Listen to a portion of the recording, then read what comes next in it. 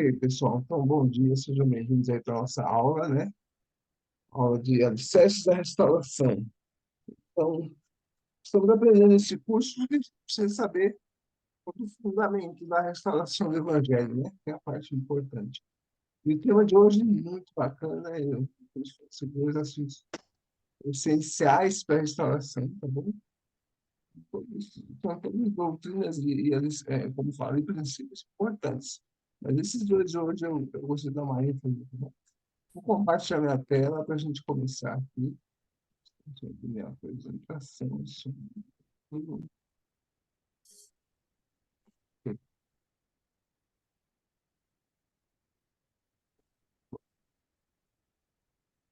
O nosso dois assuntos de hoje é o livro de Mórmon, pedra angular da nossa religião, e instalação do sacerdócio. Bom, vamos lá, gente. Vamos falar um pouco, então, sobre o livro de Mórmon e a base dele. A base, né, fundamental para a restauração do Evangelho. Mas, para falar um pouco sobre isso, vocês têm um conhecimento sobre o livro de Mórmon, né? É que se baseia no testemunho, essa é a realidade, tá bom? Testemunho é uma coisa que você adquire por você mesmo, e não tem como eu dar, a gente fala assim, eu vou prestar meu testemunho, não tem como eu te dar o meu testemunho, né? É meu, porque eu sei. E depois que me chamou, eu falei para vocês, a última vez que eu estive na aula, eu falei, isso foi o que mais me chamou a atenção dos missionários quando eles ensinaram, né? Eles falam, não quero que vocês acreditem no que eu estou falando, eu quero que vocês orem, pergunte a Deus se isso é verdade. Isso fez diferença. Nossa, nunca ninguém tinha feito isso para mim. Vou falar um pouco sobre isso hoje, né? Esse contexto também. Mas, antes de entrar nesses assuntos de libertações e tudo mais, eu peguei um trecho de um vídeo aqui que eu quero compartilhar com vocês, que é muito bacana sobre a restauração sobre o livro de Mórmon, desculpa, só um minutinho.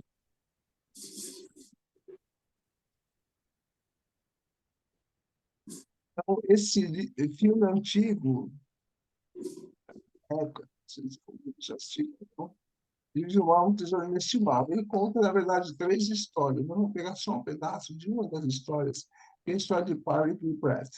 Parley P. Pratt, ele foi um apóstolo da igreja, né, na primeira restauração, logo na restauração. E aí, ele vai contar um pouco de como foi a conversão dele, né? E foi totalmente através do livro de Mórmon. Antes disso, aqui, que a gente vai ver, ele tinha uma fazenda, casa dele, família e esposa. Mas ele teve um sentimento muito forte de que ele devia vender tudo, pegar o dinheiro e sair pelo mundo para pregar o evangelho. Aí a esposa, Marcelo, não, ele já falou para o irmão, na verdade. Você tem certeza? Mas como assim? Você é um ministro? Você é um pastor? Ele falou, não. Ele falou, a gente não tem autoridade para isso. Mas eu sinto que eu tenho que fazer alguma coisa. E ele fez. Ele deu tudo, pegou a esposa e pegaram um barco lá. Vamos mudar. O caminho da mudança é aí que a gente vai ver. Ele resolve parar, vamos ver a partir daqui. Bom, gente, eu calculei aqui. Agosto de 1830.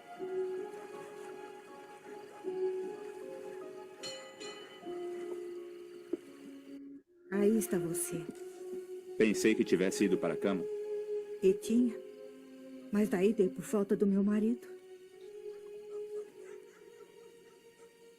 Preciso deixar o barco e parar um pouco nesta região. Por quê? Não sei.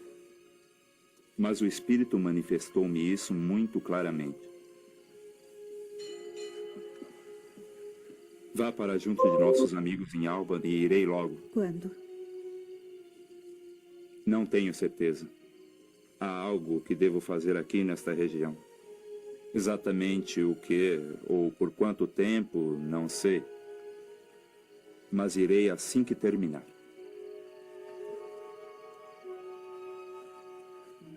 Desembarquei deixando minha mulher no barco e bem cedo na manhã seguinte, caminhei 16 quilômetros para o interior. Bom dia, senhor. Bom dia, forasteiro. Parei para tomar o desejum com um tal Sr. Wells e propus a ele pregar à noite. Ele bondosamente acompanhou-me pela vizinhança, visitando pessoas e anunciando minha pregação. Ele é um diácono batista. Seu nome é Hamlin.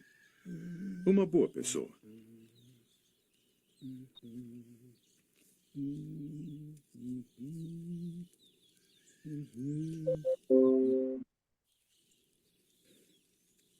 Fique à vontade, Isaac. Como vai, Thomas? Bem, Isaac, este é o Sr. Pratt de Ohio. Ele está a caminho de Albany. Albany? Um pouco fora do seu caminho, não é, meu rapaz? O Sr. Pratt é uma espécie de pregador. Na verdade, ele vai pregar lá em casa esta noite. Você está convidado. Você prega as escrituras, meu jovem? Sim, prego. Ótimo. Estarei lá. 7 horas. Esperamos você.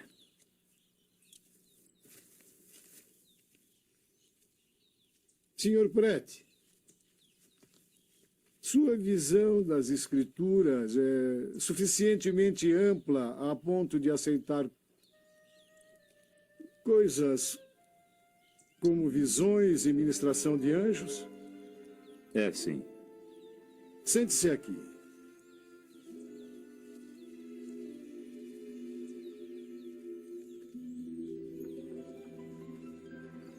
O que é, Isaac? Na semana passada, descobri um livro. Um estranho livro. Publicado em Palmira.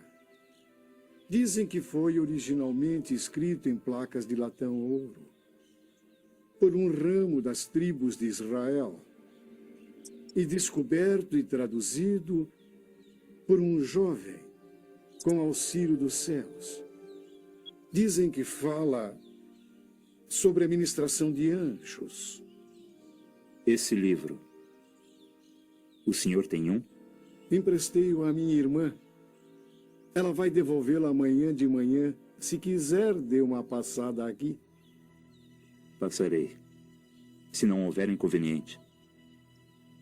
Senti um estranho interesse pelo livro.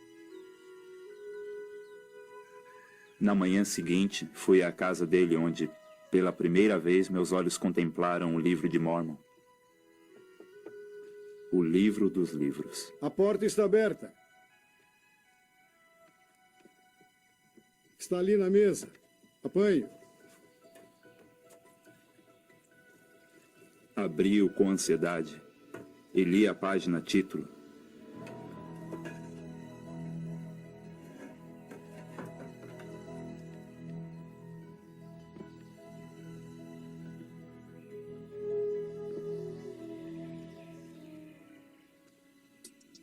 Depois li o testemunho de várias pessoas a respeito de como foi encontrado e traduzido.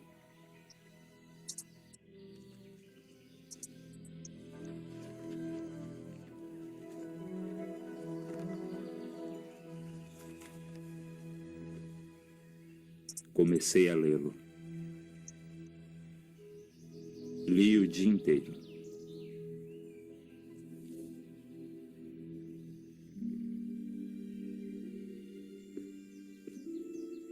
Não quer comer alguma coisa, Sr. Pratt? Comer era um estorvo. Não queria saber de comida. Dormir era um estorvo quando chegou a noite, pois preferia ler a dormir.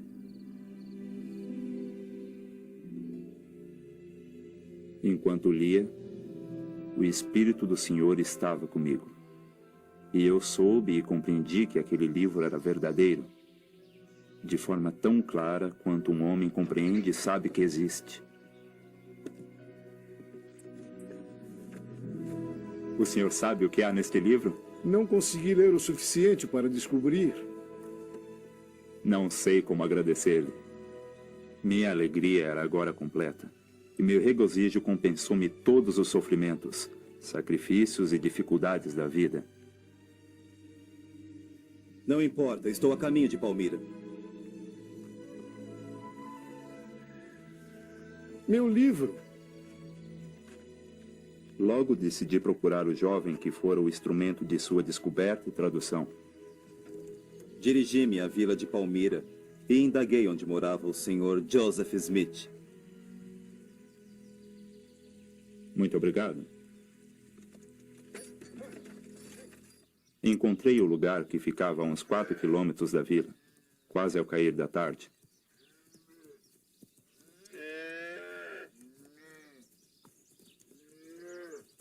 Boa noite. Olá. Estou procurando o Sr. Joseph Smith, tradutor do livro de Mormon. Ele agora vive na Pensilvânia, fica a uns 160 quilômetros daqui. Gostaria de falar com o pai dele ou outra pessoa de sua família. Bem, seu pai está viajando, mas esta é a casa dele e eu sou seu irmão. Prazer em conhecê-lo, meu nome é Pratt, Parley Pratt. Sr. Pratt, Hiram Smith. Falei-lhe de meu interesse pelo livro e de meu desejo de saber mais a respeito. Ele recebeu-me em sua casa e, como nenhum de nós dois estivesse disposto a dormir, conversamos a maior parte da noite. Como seu reino se conduziria nos últimos dias, esses encontros deram-se anualmente durante 4 anos, até que, estando suficientemente preparado, o senhor confiou-lhe as placas. Joseph disse que o mensageiro desceu numa nuvem de luz. Quando isso aconteceu? No dia 15 de maio, para ser exato. Essa é uma nova dispensação, Sr. Pratt. Um novo comissionamento. Anjos visitaram a terra. A autoridade foi restaurada. Israel está sendo reunida pela última vez em preparação para a segunda vinda do Senhor. A que distância fica a sua próxima parada? Uns 50 quilômetros. Mas voltarei assim que terminar. Isso, venha mesmo. Ficaremos felizes de tê-lo conosco. Este lhe seria útil? Por favor, é seu. Como sinal de nossa amizade. Muito obrigado. Faça uma boa viagem. Pessoal, vamos lá. Então, é um trechinho da história do Parley Pratt, como ele conheceu o livro de Mormon, ele conheceu a igreja em si, depois ele veio se tornar um apóstolo. O que chamou a atenção de vocês nessa história? Falem para mim. Um de cada vez. De que ele foi ativo na procura dele pelo testemunho. Ele não ficou esperando que simplesmente viesse sobre ele. Ele foi atrás, literalmente, né? De Joseph Smith.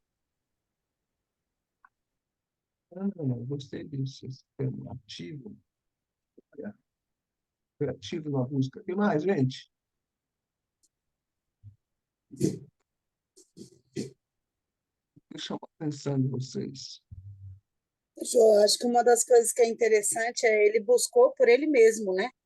Porque ele foi atrás de algo que ele já conhecia, né? Muitas vezes nós vamos pregar o evangelho para as pessoas, nós chamamos as pessoas, e ele procurou por ele mesmo, né? Eu acho que uma das coisas que mais me deixa feliz foi com como que eu vou dizer? Estou faltando a palavra, mas o que Joseph fez, né? A atitude dele, é essa palavra que eu queria já.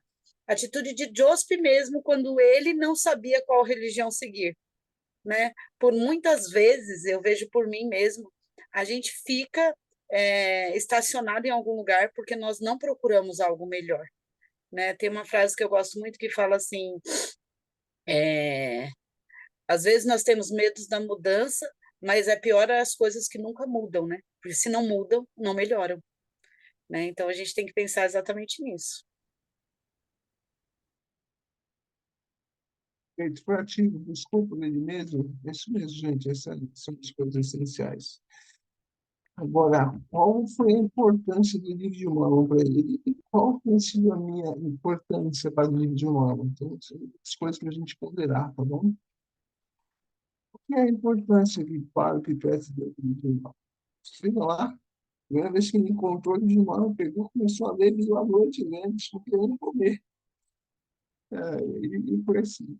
A importância que eu dou, né? E foi que eu adquiri meu testemunho e como é que eu mantenho ele até hoje.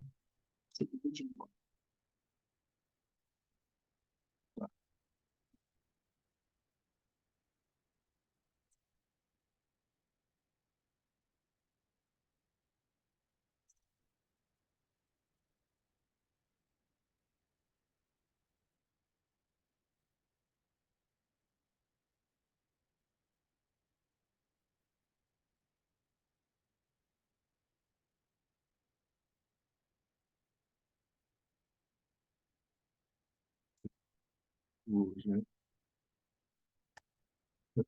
Pra gente ver algumas situações aqui. E João é a coisa fundamental da igreja, né? É a base mais importante que nós temos, é o alicerce. Uma citação aqui de João. Temos duas ou três citações aqui. Primeiro, Callister foi presidente geral da escola local, tá bom? É, vou pedir para alguém ler para a gente. Vamos ver quem pode. Eu posso ler.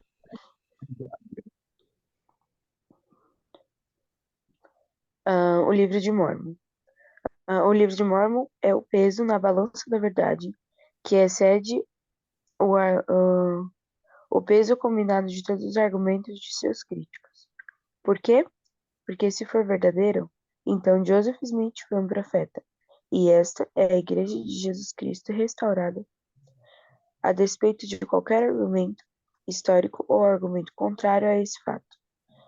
Por essa razão, a intenção dos críticos é desacreditar o livro de Mórmon, mas os obstáculos que enfrentam são insuperáveis, pois esse livro é verdadeiro. Quer comentar, Mia? Interessante que por si só o livro já fala, né?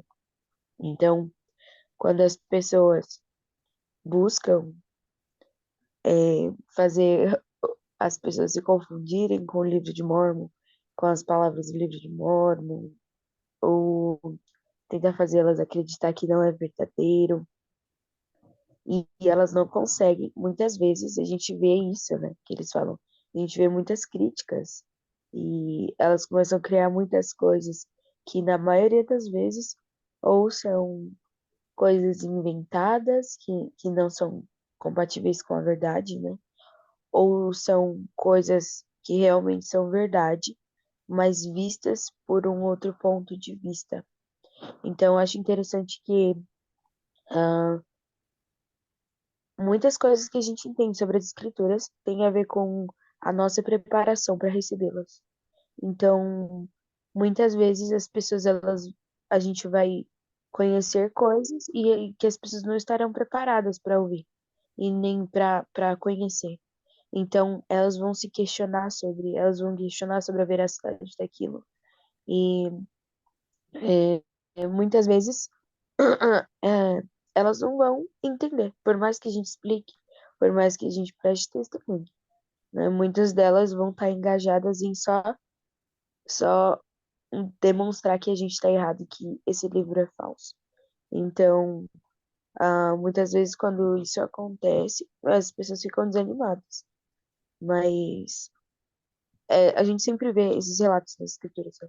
Quando as pessoas tentam fazer com que as palavras de Deus se confundam, eles que acabam se confundindo, né? Porque a gente sabe que Deus é só um e que ele não se confunde, que a sabedoria, toda a sabedoria vem dele. Então, ele não se confunde nunca.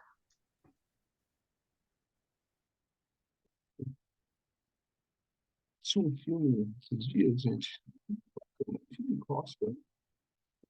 Filmes de Cristo, assim, né? Não sei quem já assistiu ou não, mas achei muito legal, porque baseado na história verídica, eles falam, né? O rapaz, ele é um jornalista, casado e tal, esposa, filho, e, mas ele é ateu. E acontece algumas coisas lá que a esposa dele acaba se convertendo ao cristianismo. Ele fica muito irritado com isso. Ele quer provar que o cristianismo é falso, que Deus não existe, tudo mais. Ele quer provar que ele está certo. E aí o cara faz um desafio para você, jornalista vai atrás da verdade, vai atrás da verdade. Pesquisa aí. Mas como assim? Se você provar que Cristo não ressuscitou, acabou o cristianismo. Né? E foi na luta dele de fazer isso. Mas quanto mais ele pesquisava, mais ele achava argumentos de que era verdade, não tinha jeito. Até mesmo outros ateus já com ele, os críticos, eu acho que são cientistas renomados, ele pesquisava pontos de cada um, mas ninguém tinha um argumento que pudesse rebater que Cristo realmente ressuscitou e tudo mais. Então, não tinha como derrubar o cristianismo. A mesma coisa em relação ao livro de Mormon, gente. Então, nós somos críticos em relação ao livro de Mormon por isso. Porque eles sabem que se derrubar o livro de Mormon, acabou a igreja. Isso é a realidade. Tá? A igreja está fundamentada nisso. É o alicerce. Depois a gente pensa, claro, que ele é a pedra fundamental do arco. Se você tirar, cai tudo. Certo? O livro de missão falava uma coisa muito interessante. Falou, missionários não podem ter medo de estado de Mormon. As pessoas conhecem a Bíblia, às vezes a gente na missão fica muito preocupado em querer provar com toda a Bíblia. Mas aqui na Bíblia tem a escritura que fala fora. Não é assim que se prova que o Mormon é verdadeiro. De Mormon, para saber que ele é verdadeiro, tem que fazer a receita que o Pai de Cristo fez. Tem que primeiro ponderar e orar. Esse é o caminho. Não tem outro. Vou para a próxima citação aqui.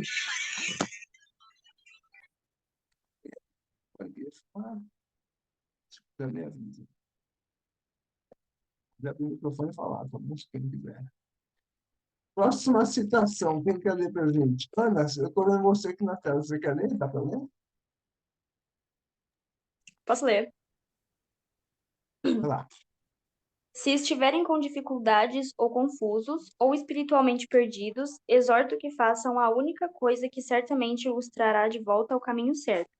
Comecem novamente a estudar, em espírito de oração, o livro de Mormon e a viver seus ensinamentos todos os dias. Todos os dias. Todos os dias. Testifico do profundo poder do livro de Mormon que mudará sua vida e fortalecerá sua determinação de seguir a Cristo. O Espírito Santo transformará seu coração e os ajudará a ver as coisas como realmente são. Ele mostrará o que precisam fazer em seguida. Perfeito. Então, Ana, o que ele está falando? Qual é a chave que ele está dizendo aqui? O que a gente precisa? Então, no caso, eu estava estudando, eu não lembro se era aula do Instituto, se era aula do Bem Segue, mas a gente está falando, no caso, que a gente não precisa, que a gente pode ter dúvidas, né, em relação a alguma coisa do Evangelho, ou enfim, as Escrituras, mas a gente não precisa, tipo, permanecer com aquela dúvida, né? Então, igual tá falando aqui no discurso, a gente tem que buscar, né, tirar aquela dúvida e a gente fazer isso com o espírito de oração. No caso, sempre que a gente for estudar alguma aula ou alguma escritura, antes a gente faz uma oração, né? Tanto para convidar o espírito, para que a gente possa prestar mais atenção no que a gente vai estar estudando, tanto para a gente poder receber alguma revelação ou alguma resposta. Então, sempre estudar com o espírito de oração, seja quando a gente está com dúvida de alguma coisa ou não, é muito importante para a gente poder entender, né? E também, por exemplo, se alguém vier perguntar para a gente o que a gente está estudando, ou, sei lá, o que a gente vê normalmente na igreja, aí a gente já vai saber responder, porque o Espírito também nos lembra o que a gente estudou. Então, tudo isso já é muito importante para a gente poder saber mais a veracidade do livro e das coisas que a gente aprende. São primeiro, antes de estudar. E você quer falar isso? Ah, Sim. Eu acho interessante que todos os ensinamentos dentro da igreja, eles falam sempre a mesma coisa, né? Primeiro você aprende, busca a revelação do Senhor, busca um testemunho e depois você aplica. E na maioria das vezes você vai obter um testemunho nesse processo, né? Entre conhecer e aplicar. E Ah, é interessante como ele coloca dessa forma, ele fala, viver os seus ensinamentos todos os dias, todos os dias, todos os dias, sem cessar, né? Sem dar espaço para as influências do inimigo. Então, dessa forma, a gente consegue obter um testemunho. E, e é assim que a gente aprende dentro da igreja, né? Eles sempre falam para que nós sejamos não só conhecedores da palavra, mas que nós sejamos cumpridores da palavra. E assim a gente vai se tornar mais como Jesus Cristo. Sabe? A gente pode acrescentar esse elemento aí, né, que ele falou. Perfeito. Então, além de nós conhecermos ler, ponderar e orar, nós temos também viver, né, agir. Viver de acordo com os ensinamentos de Deus. Bom, bacana. Bom, vocês jovens não vão saber, não vão lembrar. Mas quando o presidente Henrique veio aqui no Brasil, quando ele de São Paulo, o discurso dele foi justamente falando sobre o livro de Mormon, né? Ele falou de uma pessoa que ele conhecia, que não era membro da igreja, mas ele tinha muita dificuldade com fumar, ele fumava muito. E o presidente Henrique pegou e falou assim, ó, tá aqui, pega esse livro e estuda ele. Começa a ler o livro que você vai vencer o vício do cigarro. Tá bom, aceitou o desafio, começou a ler. Passou um tempo, e aí, como é que é? Continua lendo? Estou lendo, e aí, como é que tá? Falou, continua fumando. Então, continua lendo. Ele continua lendo. E aí, tá lendo ainda? Como é que tá? Tá muito bom, e aí? Continua fumando, continua lendo. E foi, até que no final ele botou tomada. E aí, como é que tá o livro de mão e tal? Terminei a leitura. Ah, que bom, e aí? Aí, Cuba. Então, a gente falar ali, o Neymar resolve tudo, tá bom? Esse mostrou pra gente naquele dia, muito bacana. Uma base.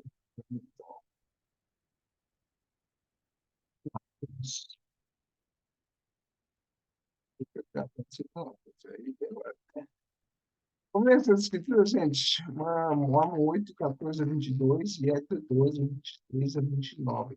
Tá bom? Deixa eu ver aqui.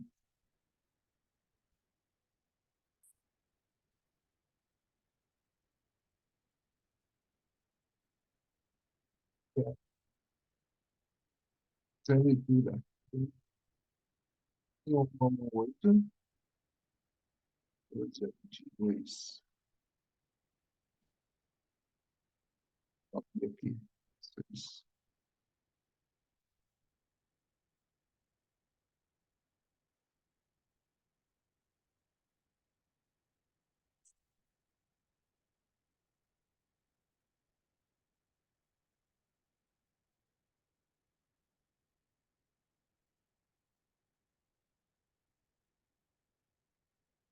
Quem consegue ler para a gente agora? Deixa eu ver quem está aqui mais.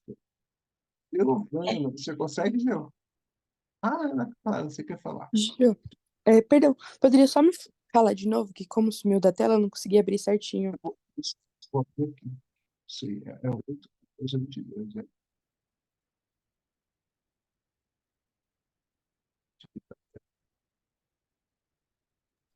Posso ler sim? A Ana vai querer falar? Pode. Eu não sei, acho que ela ia Eu ia ler. dizer. Não, eu ia dizer que eu abri Ether, se precisar. Ah, tá, depois se letra, perfeito. Tá bom. Então Aqui. tá. E eu sou o mesmo que Opa. E eu sou mesmo que esconde esse registro para o Senhor. As placas em que está gravada não têm valor algum, em virtude do mandamento do Senhor, porque ele verdadeiramente disse que ninguém as obteria para usufruir lucro, mas o registro que nela está é de grande valor, e que aquele que trouxer a luz, o Senhor o abençoará, pois ninguém terá poder para trazê-lo à luz, a não ser que lhe seja dado por Deus. Pois Deus quer que isso seja feito com os olhos fitos em sua glória, ou em benefício do antigo e há tanto tempo disperso povo do convênio do Senhor. A benção, opa, perdão. E bem-aventurado será aquele que trouxer isto à luz, porque será tirado da obscuridade para a luz, segundo a palavra de Deus. Sim, será tirado da terra e brilhará de dentro da escuridão e chegará ao conhecimento do povo. Isso será feito pelo poder de Deus.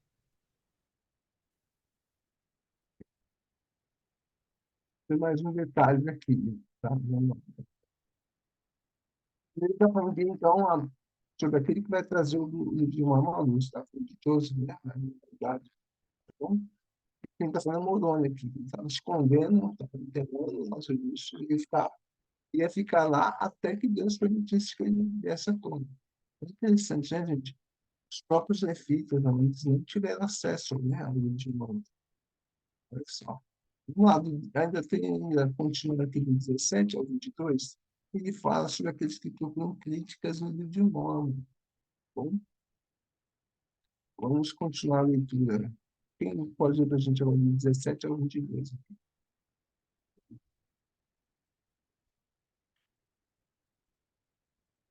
Eu posso continuar. E se há falhas, do 17 ao 22, né?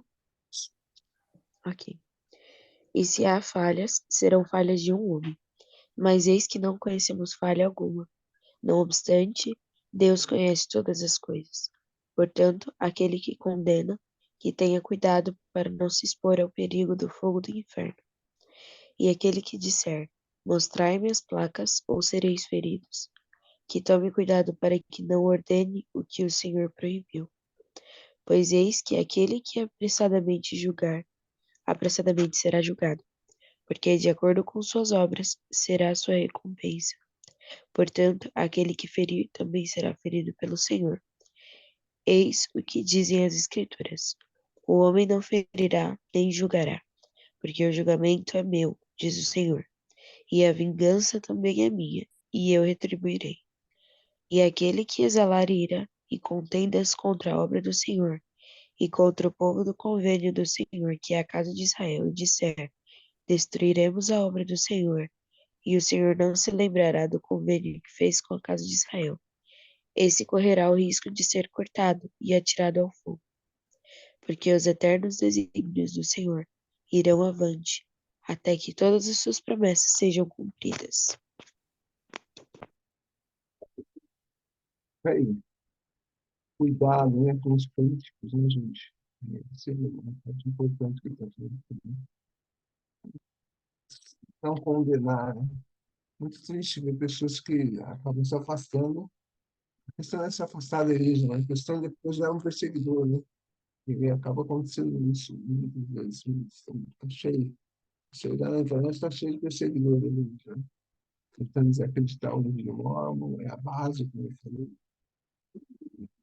Ensinamentos. Ok, vamos lá. Éter, Ana, Abri aqui, só me confirma, Jô. Éter 12, né? Os versículos são 20.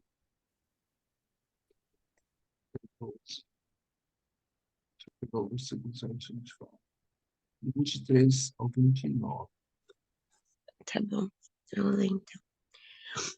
E eu disse-lhe, Senhor, os gentios farão zombaria dessas coisas, em virtude de nossa deficiência na escrita. Pois, Senhor, tu nos fizestes poderosos na palavra pela fé, mas não nos fizestes poderosos na escrita, pois fizestes com que todo esse povo muito pudesse falar por causa do Espírito Santo que lhe deste, e fizeste com que pudéssemos escrever só um pouco, em virtude da inabilidade de nossas mãos. Eis que tu não nos fizestes poderosos na escrita, como o irmão de Jared, porque fizeste com que as coisas que ele escreveu fossem poderosas como tu, a ponto de dominar o homem que as lê. Tu também fizeste nossas palavras poderosas e fortes, a ponto de não as podermos escrever. Portanto, quando escrevemos, observamos nossa fraqueza e tropeçamos por causa da colocação de nossas palavras. E eu temo que os gentios zombem de nossas palavras. E depois de eu ter dito isso, falou meu Senhor, dizendo: Os tolos zombam, mas lamentarão, e não se aproveitarão de vossa debilidade, porque a minha graça basta aos mansos. E se os homens vierem a mim, mostrar-lhes sua fraqueza.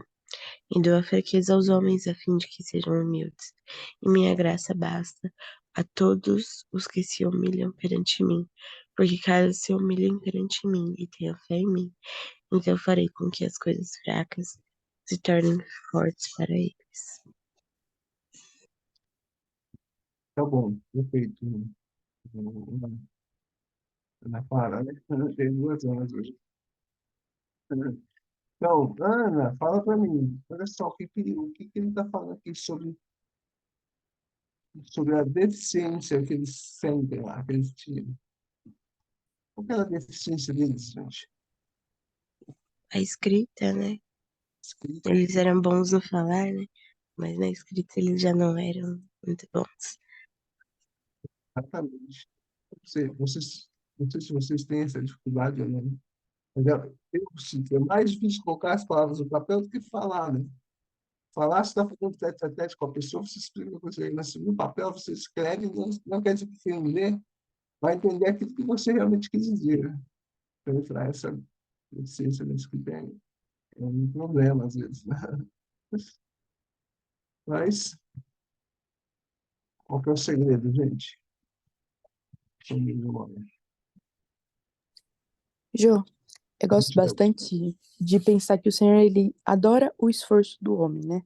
Ele adora ver a pessoa ir e fazer o máximo. E aí, ele fala, né, que ele dará o restante.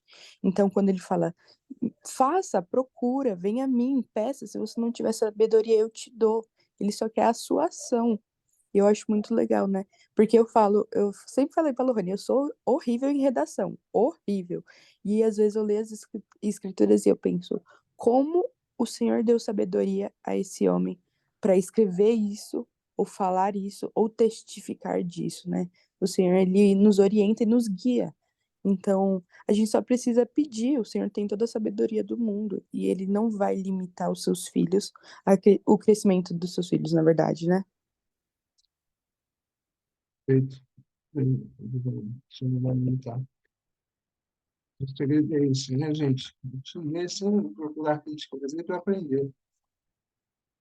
Muito bom, obrigado. Vamos para a segunda parte, comentar, temos alguns minutinhos. Eu falo sobre a restauração do sacerdócio. Outra vez, depois que a igreja foi restaurada, né? Depois que eles receberam o livro de Mormon, então, eles começaram a estudar, né? O livro que eu traduzi, Joseph Smith e Oliver Cowdery, que são os dois. E até que eles estudaram e chegaram ao ponto onde eles falavam sobre batismo, autoridade. E eles foram perguntar para o Senhor, nós não temos essa autoridade para batizar ninguém. Então, quando eles foram orar, tiveram mais 2 manifestações importantes. Uma delas, primeiramente, João Batista, que veio e restaurou o sacerdócio arônico sobre eles, né? O sacerdócio arônico tem chaves, né, das ordenanças do batismo, do sacramento, Israel. Essas chaves foram dadas a eles nesse momento. E algum tempo depois, não sei precisamente quanto tempo depois, talvez ainda em maio, ou talvez em junho, não sei, mais ou menos aí, Pedro, Tiago e João também apareceram e restauraram para eles o sacerdócio do Melquisedeque, o sacerdócio maior. E aí o sacerdócio estava restaurado novamente. Mas coisas importantes em relação ao sacerdócio. Temos a autoridade do sacerdócio. Temos as chaves do sacerdócio. Então, eles receberam autoridade, receberam chaves para poder agir. Por mais que eu tenha autoridade, tenho chaves. E por isso as chaves aqui, que são aqueles que presidem, e sem o aval da presidência de quem tem as chaves, o que a gente fizer não vai ter valor. Isso é a realidade. Tem um exemplo disso em relação à reunião sacramental. Durante a pandemia, o profeta autorizou para que os homens pudessem abençoar o sacramento em casa. Acabou a pandemia, a autorização. Então, se alguém estiver doente, alguém não pode ir para a capela, tal, você tomar o sacramento, quem tem que permitir? Eu não posso simplesmente chegar e falar, não, pode deixar que eu vou lá e vou dar o sacramento para você. Eu preciso ter chaves para isso, eu não tenho. Lá quem tem essas chaves é o bispo. É por delegação, né? O profeta tem todas as chaves que precisa para essa dispensação. Delega lá para o quadro idoso, para a presidência diária, e a gente destaca em bispo. O bispo tem essas chaves. Então, se eu não tiver a permissão do bispo, eu não posso. Eu posso fazer, mas não vai ter essa validade. Não tem um selo autorizador do Espírito, porque não foi feito sob a direção da chave do correto dos sacerdotes, que preside. Ok? Vamos lá. Elder Holland, quem pode ler para a gente agora? Quem não leu ainda, você lê.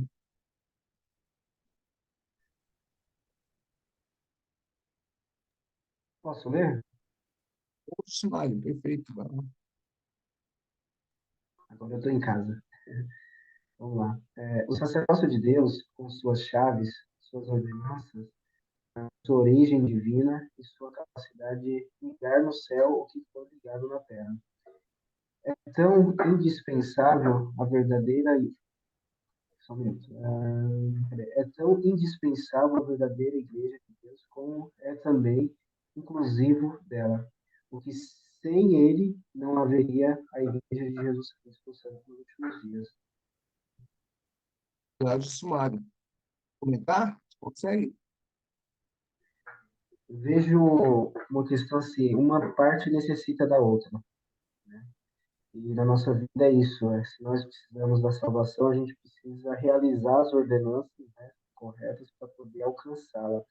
E sem o sacerdócio, né, não tem essa autoridade de Deus para dar continuidade no seu trabalho aqui no terra. Então é uma coisa ligando a outra. E o Senhor deixando o sacerdócio novamente, a gente tem essa oportunidade, né, de ligar as coisas daqui com o céu, né, e assim por diante. Eu acredito. Claro, perfeito, isso mesmo. Você muito me fala aqui, gente, olha, ele é tão indispensável a Igreja Brasileira, como também é exclusivo dela, tá? Sem orgulho, sem ego, sem nada, né? Essa é a Igreja de Cristo, a Igreja Brasileira viva da nossa terra. É o que o senhor fala no prefácio do Convênio, né? E o sucesso essa é a realidade. Então, as ordenanças têm que ser feitas de acordo com as chaves do sacerdote. Não posso simplesmente, como o pai Pipete falou lá, né? Eu não tenho essa autoridade para fazer isso no começo, né, da história dele. Ele não entendia bem, mas ele sabia que eu não tinha essa autoridade. Né? Entendemos bem. Um homem precisa ser ordenado ao sacerdote para que ele possa viver. Missionários são ordenados pela presidência, pelo profeta, para poder pregar o evangelho. Eles têm essa chave, de chaves, tem essa autorização. Estou cumprindo a missão, né? Fui chamado para isso. Ok? Isso é uma parte importante. Tem uma escritura do Antigo Convênio que ele fala, eu gostaria de a gente ler essa escritura, seção 84, 84, 18 a 22. Eu vou abrir lá. Vamos lá. Antigo Convênio, acho que isso aqui, 84, isso. Do 18 ao 22. 84, sessão fala sobre os sacerdotes, tá? Essa sessão importante dos homens, né? Mas temos que estudar bem, compreender bem. Que trata justamente sobre os nossos deveres no sacerdócio, tá bom? Sessão 20, 84, 88, 107, são sessões chaves importantes para a gente estudar sempre. Vamos ver aqui dos versículos 18 ao 22, que ele fala sobre a importância da gente ter o sacerdócio e as ordenanças dele. Tá, joia? Vamos lá, outra pessoa para ler agora. Esteja aí disponível. Deixa eu ver quem mais.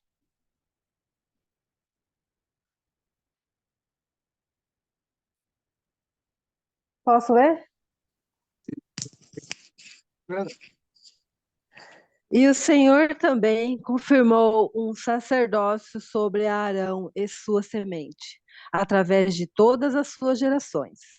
Sacerdócio esse que também continua e permanece para sempre com o sacerdócio que é segundo a mais santa ordem de Deus. E esse sacerdócio maior administra o evangelho e contém a chave dos mistérios do reino. Sim, a chave do conhecimento de Deus. Portanto, em suas ordenanças manifesta-se o poder da divindade. E sem suas ordenanças e a autoridade do sacerdócio, o poder da divindade não se manifesta aos homens na carne. Pois, sem isso, nenhum homem pode ver o rosto de Deus, o Pai, e viver. quer comentar, Rosana? É isso que você estava falando aí, sobre as chaves, né? O poder do sacerdócio está em todos os homens que recebem, né? Os homens da igreja que recebem o sacerdócio. Mas tem as chaves, né? Que é algo da autoridade de fazer, de ver, né? E de ter os mistérios, né? Do reino de Deus. E todo o conhecimento, né, que está aí com o profeta, e que nem todos os homens que têm o sacerdócio têm a chave, né? Seria mais ou menos isso, não é mesmo? Isso Ou eu mesmo, tô... isso Ah, mesmo. Os homens possuem esse sacerdócio, né? Os homens que possuem esse sacerdócio não são todos têm chave, só tem chave é que se preside. Profeta, né? A gente apoia lá os profetas, né? Paulo XII, a presidência, 70, né? A presidência diária, aqui nós temos o presidente, nós temos o presidente da estaca, temos o bispo. Na aula temos o bispo, o presidente do coro de elders, o presidente do coro de mestres, de diáconos. Então, eles possuem chaves para agir dentro daquele chamado. E eu observe bem, cada um desses aí tem chaves para administrar algumas ordenanças. Por exemplo, o bispo que supervisiona as ordenanças do sacramento, né? O dia do batismo. Porque o chave do batismo é o presidente da missão. Mas o bispo, ele acompanha, o bispado acompanha o batismo e ele tem as chaves para a confirmação do Espírito Santo. Vai confirmar que ordena isso lá, dentro da aula. Joia? Tudo isso é importante. Cada um tem um grau de responsabilidade e até onde ele pode chegar. presidente, e uma dúvida, né? Por exemplo, o poder da cura que tem o homem do sacerdócio, ele tem a cura somente aquele que tem o sacerdócio de Melquisedeque? O nosso Melquisedeque é o sacerdócio que pode dar bênçãos de saúde, exatamente. Tá? O sacerdócio orgânico ele tem então, autoridade para administrar o sacramento e até para batizar, mas não para conferir o dom do Espírito Santo. O sacramento não pode para batizar. Agora, conferir o dom do Espírito Santo e bênçãos de saúde, o sacerdócio de Melquisedeque. Isso. Lideranças do tempo, sacerdócio maior. Oi. Eu queria prestar meu testemunho sobre o poder do sacerdócio, porque ele tem agido na minha vida há muitos anos, né? Para começar, foi realmente esse aí do sacerdócio arônico que eu pude receber o batismo, mas eu também recebi muitas bênçãos de cura, né? E eu sempre relato que a vida do meu filho Yuri está aí, e eu agradeço a Deus porque eu pedi uma bênção do sacerdócio porque os médicos falaram que talvez se eu conseguisse segurar a gravidez, meu filho nasceria e em seguida morreria, né? Vários médicos falaram, alguns queriam já tirar ele do meu ventre, antes dele nascer, mas eu não deixei. Então, é, uns dias antes do parto, eu chamei os missionários e eles me deram uma bênção. E eu fui para o hospital tranquila. Eu sabia que meu filho ia nascer e iria viver. Eu tive essa confirmação. E ele está aí para abençoar vidas, né? O Yuri é uma bênção, para quem conhece, né? Então, eu sou muito grata. E teve muitos outros milagres na minha vida, mediante ao sacerdócio. E como foi lido já que foi falado, né? O Jucimário falou também, que é uma coisa ligada à outra, né? Então vem o profeta Joseph Smith, e vem o livro de Mórmon, e vem o sacerdócio, e muitas outras coisas, e todas são ligadas, e todas são verdadeiras. E uma talvez não existisse sem a outra, né? São todas alicerces e pedras angulares que se ligam, e tudo existe porque nós estamos na igreja verdadeira. Tudo isso existe porque tudo é ligado, uma coisa à outra, e em nenhuma outra igreja a gente vai ter tudo que teve na igreja primitiva, né? Nossa, testemunho muito bacana, não conhecia, perfeito. Muito obrigado. Realmente, ele abençoa vidas muitas. É muito bom. Obrigado. Silvio, quer falar? Dentro do que a Rosana está falando, né, tem uma passagem aqui, e eu sempre gosto de falar, né, que o sacerdócio ele une o poder e a autoridade. O homem ele precisa ter essas duas coisas, o poder, né, e a autoridade de exercer nele. E aqui o presidente Joseph F. Smith, ele, ao ler a aula aqui, eu grifei aqui, gostei muito, e fala, né, o sacerdócio, falando de modo geral, é a autoridade dada ao homem para agir em nome de Deus. Todo homem ordenado a qualquer grau do sacerdócio tem essa autoridade delegada a ele. Mas é necessário que todo ato realizado por esta autoridade seja feito no momento e lugar adequados, da maneira correta e com a devida ordem. O poder de dirigir esse trabalho constitui as chaves do sacerdócio. Então, a Ana Rosana falando em relação à bênção que ela levou, né? Ali eu não tinha dúvidas que era o poder de Deus agindo, né, no momento correto, no momento certo, e hoje ela vê e sentiu os milagres a devido disso. E então os dois é junto, ter o poder e a autoridade de exercer ele.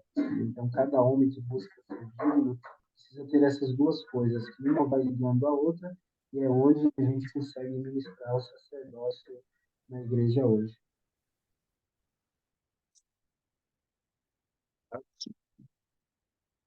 Então, é isso aqui, tá, gente? Ó, em suas ordenanças manifesta-se o poder da divindade. Nós precisamos das ordenanças do Evangelho, tá? Para que a gente possa alcançar o poder da divindade, o poder de Deus, né? Na nossa vida. Ele fala que sem isso, ó, nenhum homem pode ver o rosto de Deus, o Pai de Deus. Ninguém vai poder chegar no reino celestial se encontrar com Deus, Pai, sem ter as ordenanças do sacerdócio, que são necessárias. Batismo, o nome do Espírito Santo, sacerdócio para os homens, sacerdócio e mudanças do templo. Uma coisa que eu gosto, que eu aprendo a verdade. Qual a minha próxima aliança? Pensa bem, eu já sou batizado, bacana. Já recebi sócio, bacana. Já fui pro tempo, beleza. Sou salvo na família, bom. Eu tenho ordenanças, tá? O que me falta ainda? De tomar o sacramento todo domingo, sem suas ordenanças. Nenhum homem pode chegar no Deus, Deus, o Pai Celestial, e viver. Se eu não for à igreja tomar o sacramento todos os domingos, eu não vou fazer a minha próxima ordenança. Se eu não fizer a minha história da família e também ir atrás das ordenanças para ajudar os mortos, né, e frequentar o templo, preciso disso. Os essenciais para a nossa vida. Prestar meu testemunho para vocês. Essa é a Igreja do Salvador Jesus Cristo. Esse curso é fantástico, porque ele nos ensina justamente as bases do alicerce de como a restauração do Evangelho aconteceu. Essa igreja de Cristo, Joseph Smith foi chamado para ser um profeta de Deus.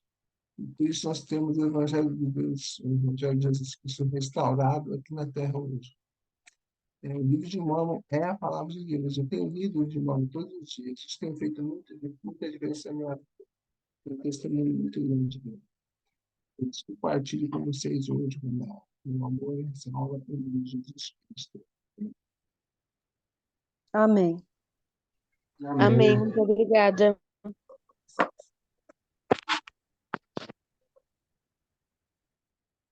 Ok, deixa eu encerrar agora, né? Então, muito obrigada pela aula, presidente Josafá, foi muito boa, a gente aprendeu bastante. E, deixa eu ver aqui, a última oração pode ser feita pela... Peraí.